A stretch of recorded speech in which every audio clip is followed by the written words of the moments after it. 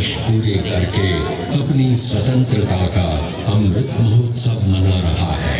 हम सब इस ऐतिहासिक लाल किले पर जमा हैं, जहां हर साल हमारी आजादी का परचम देश के प्रधानमंत्री जी फहराते हैं। ये लाल कोट, ये रेड फोर्ट, ये सुर्ख दुर्ग आज केवल दिल्ली ही नहीं, पूरे भारत का प्रतीक बन चुका है। सदियों से लाल किला भारत की प्रभुता का, संपन्नता का, सहिष्णुता का और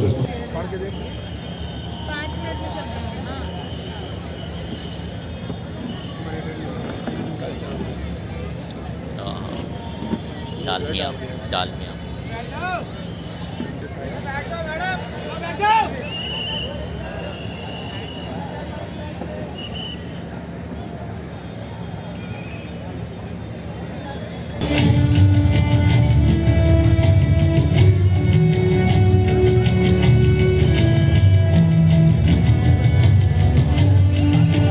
क्या सोच रहे हैं आप?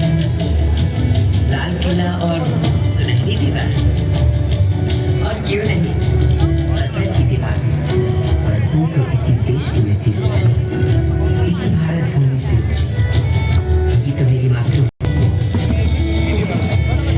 ऐसा नहीं कि सुनहरा समय मेरी मातृभूमि ने पहली बार देखा। मेरा भारत तो हमेशा से सोने की चिड़िया कहलाता था, और एक के बाद एक कई स्वर्णिम काल दिखला रहा है।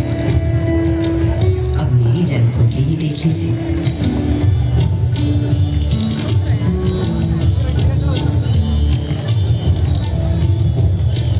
जिस सुनहरे समय में मेरा जन्म हुआ था, उस वक्त मेरे आसपास छेनी, हथौड़ी, संग तराशू, पत्थर कटों की ठक ठक ताल थी, और संत कवियों के शहद से सुनी उस रसधार को बहाने वाले पूरे भारत भर से अनेकों कवि थे। इन भक्त कवियों में कोई हिंदू था, कोई मुसलमान, कोई सूफी, कोई शाक्त, कोई शैव, कोई वैष्णव। सबके आराध्य अलग अलग थे, भाषा अलग, पर सबकी भक्ति में एक ही परमात्मा, एक ही ब्रह्म, एक ही ओंकार के दर्शन सारे देश को हो रहे थे।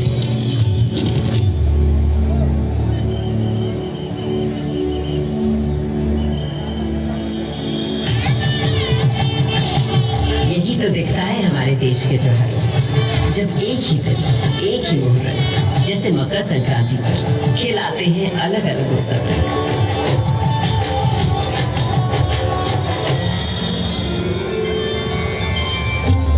इस लाल किले को बनवाया था मुगल शहंशाह शाहजहां ने। बलुए पत्थरों से मुझे गढ़ा गया था, और इस मजबूती से कि 400 साल बाद आज भी मुझे हिलाना नामुमकिन है।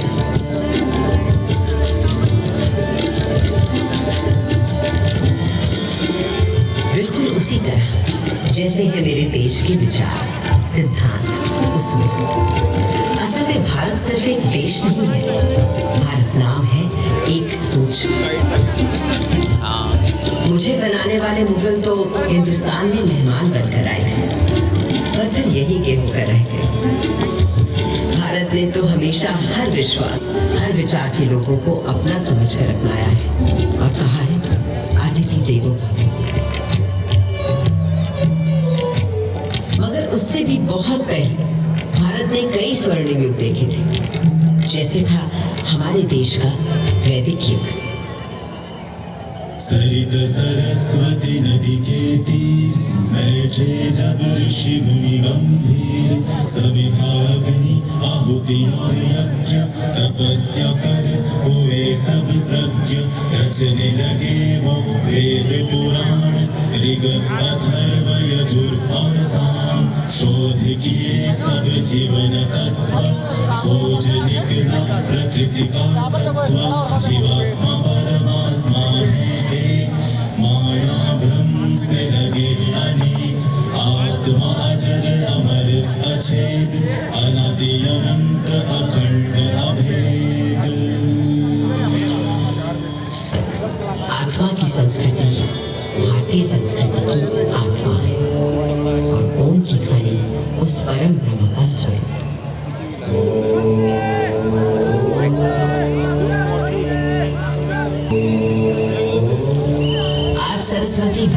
आंखों से ओझल हो गई, पर नासा के सर्वेक्षण बताते हैं कि सरस्वती अभी तक जीवित है और अब धरती के भीतर भीतर बहती है।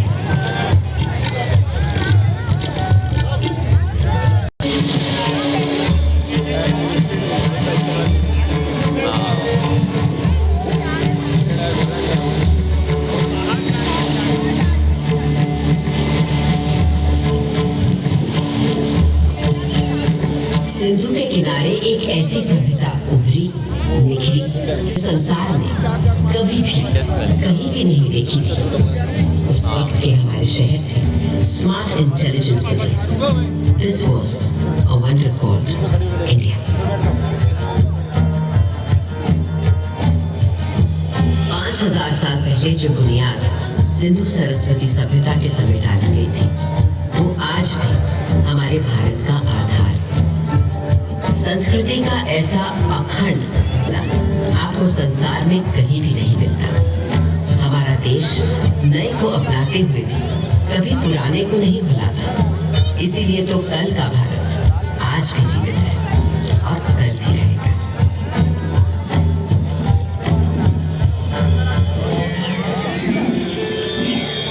एक और बड़ी विशेषता है मेरे भारत की, सत्य की खोज।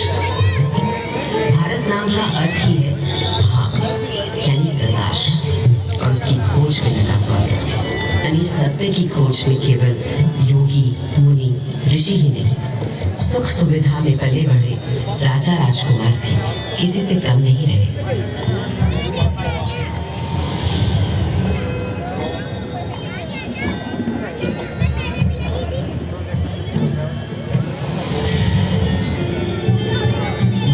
दार्शनिक मनीषियों, गुरुओं ने जो आध्यात्मिक मार्ग दिखाया था, उसी को ठोस रूप दिया भारत भर में फैले तमाम राज्यों, साम्राज्यों ने।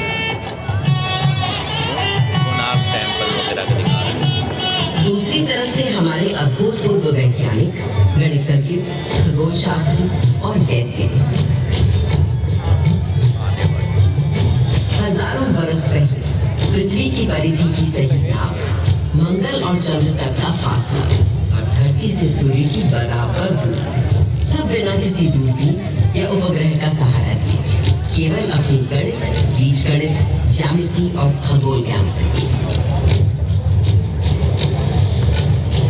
ये उन्हीं पुरातन खगोल शास्त्रियों से मिले संस्कार कि आज भारत अंतरिक्ष अन्वेषण में एक अग्रणी देश है।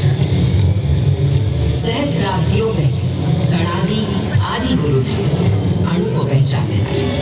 फिर क्या आश्चर्य कि नई दुनिया में अणु शक्ति को साधने वाले देशों में हम हमेशा आगे रहे। योग में तन से मन और मन से आध्यात्म के योग के सूत्र ढूंढ निकाल रहे थे पतंजलि जैसे ऋषि। और आज 21 जून पूरा विश्व योग दिवस मनाता है। वहीं विद्वान वैद्य मानव शरीर के छुपे हुए राज और हर बीमारी का इलाज खोज रहे थे। सर्जरी की भी शुरुआत इन वैद्यों ने कर डाली थी और कटे अंगों को जोड़ने के लिए प्लास्टिक सर्जरी की।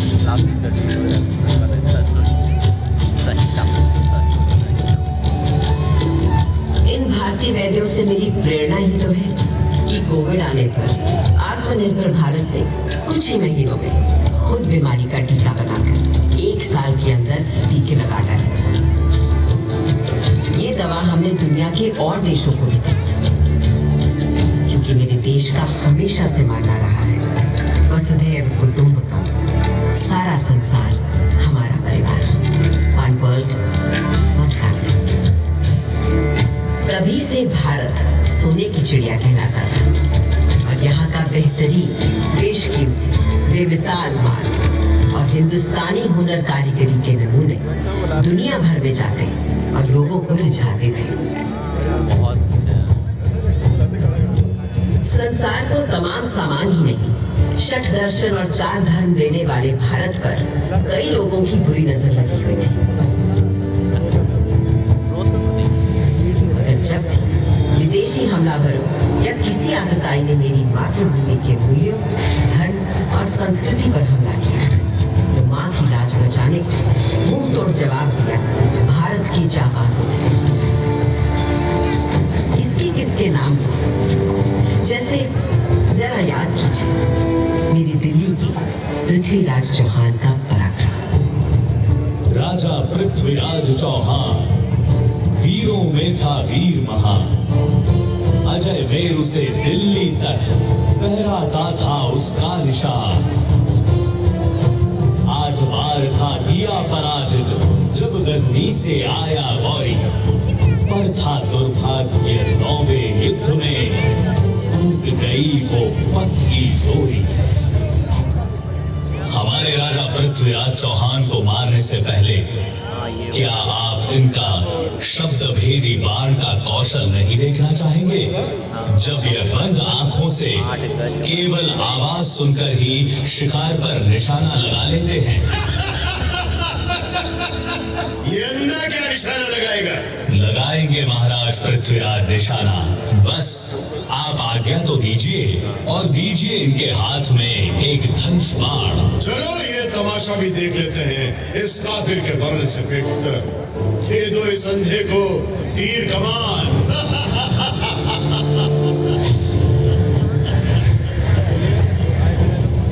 4 बांस 24 गज अंगुल अश्क प्रमाण, दाऊ पर सुल्तान है मत चूक्यो चौहान।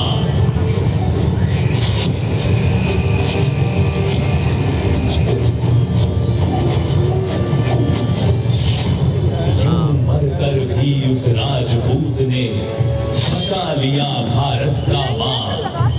धिक्कार है उन्हें मरा समझो, कायर जो जिए पिए अपमान। इन वीरों के बलिदानों से ही भारत है आज बना महान। भारत के दुश्मन कभी समझ ही नहीं पाए कि वो हमारे शरीर को घायल कर सकते हैं, मार सकते हैं, पर वो भारत की आत्मा को कभी नहीं मार पाएंगे। तभी तो आज जब इजिप्ट, ग्रीस, रोम, लैटिन अमेरिका की इंका, माया, फारस की अवस्था और चीन की पुरानी संस्कृतियां सब नष्ट हो चुकी हैं, तो केवल भारत की पुरातन संस्कृति, संस्कार, सभ्यता, धर्म, विचार, आध्यात्मिकता अभी भी जिंदा है, जावेद और जागृत है। आज भी घर की पहली रोटी गाय को दी जाती है। आज भी सुबह सुबह लोग चींटियों को आटा खिलाते हैं। हर घर, आंगन, पोल में चिड़ियों के लिए दाना पानी रखा जाता है। आज भी हम पेड़ों, प्रकृति, निसर्ग को किसी देवता सा पूजते हैं और नदियों को माँ मानते हैं। और ये सब तब से जब किसी ने एनवायरमेंटल बैलेंस और क्लाइमेट चेंज का नाम भी नहीं सुना था। पर एक काला साया तब पड़ा जब गोरे अंग्रेजों ने छल बल से हमें अपना गुलाम बना लिया। और ये सूरत गैरतमंद हिंदुस्तानियों को कतई कबूल नहीं थी। सन था 1857। सुनो भाइयों कथा सुनो 57 की, कान खोल कर सुनो कथा है क्रांति के पहले सावन की। अंग्रेजों की धूप कड़ी थी, धरती पर थी आफत, 57 की गर्मी पाकर हिल उठी थी बगावत। सारे भारत में आग लगी थी, क्या झांसी क्या अंबाला, पंजाब बिहार अवध झारखंड, दिल्ली हो या बंगाला। वो क्रांति भले ही कुचल दी गई, पर उसी दिन से शुरू हो गया था एक नया स्वतंत्रता संग्राम।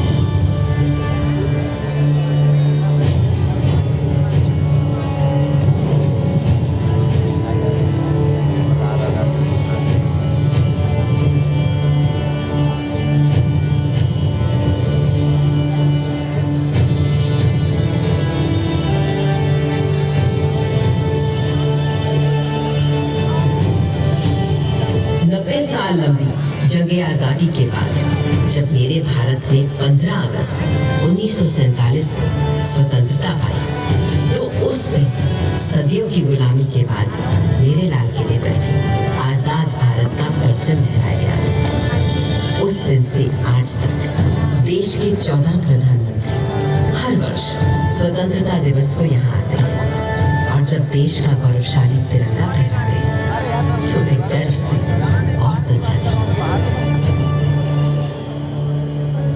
नव भारत ने था गढ़ डाला संवेशी एक खरा संविधान, सब जनगण को अधिकार दिए, थी अपने देश की सोच महान। जब भूख लगी तो हरित क्रांति कर भंडारे भर गए किसान, शक्ति ऊर्जा के पूरण को तोड़ गए अपने विद्वान।